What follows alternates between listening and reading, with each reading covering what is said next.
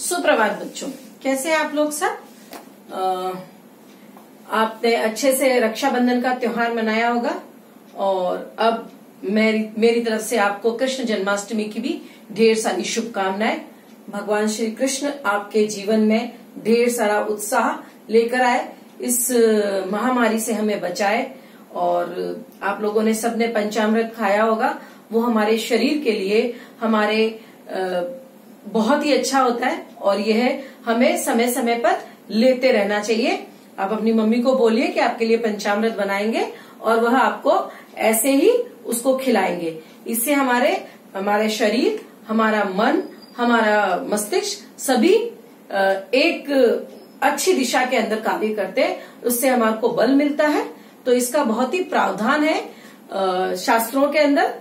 तो अच्छे से आपने भगवान श्री कृष्ण को कहीं पर थोड़ा बहुत आप पढ़िए कि उनके बारे में क्या कहा गया है। चलिए अब हम आ जाते हैं टॉपिक के ऊपर। टॉपिक था हमारा शब्द रचना।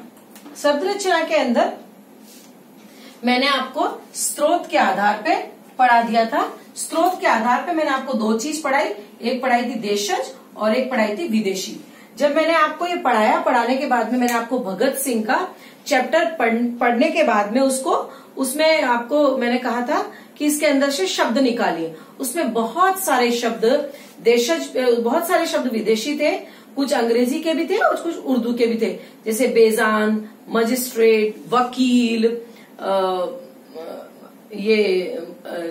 जज, बहुत सारे ऐसे शब्द थे जिन्हें कि देशज और विदेशी शब्दों के अंदर उतारा गया था। तो अब हम इसको आगे से वापस पढ़ेंगे, स्रोत के आधार पे, प्रयोग के आधार पे, रचना के आधार पे और अर्थ के आधार पे। एक एक वीडियो आपके पास आता जाएगा और आप इसको अच्छे से पढ़ते जाएंगे।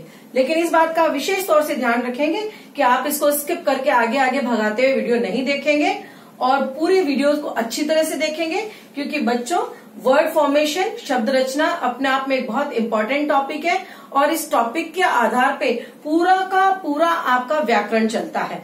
जब आपके सामने शब्द आएगा विकारी, फिर आप बोलेंगे मैम ये कैसे आया। तो जब आप यहां समझेंगे तभी आप विकारी, अविकारी, रूढ़, यौगिक, योगरूढ़ इन सब के बारे में समझ पाएंगे।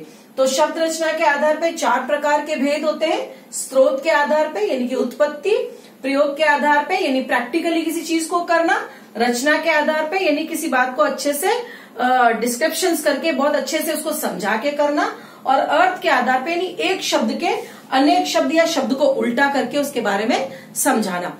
तो ये इस प्रकार से आपका शब्द रचना है और एक एक चीज को हम लोग अच्छे से समझेंगे। तो आप लोग अपना पेज नंबर निकालिए 26। ठीक है, थैंक यू बच्चों।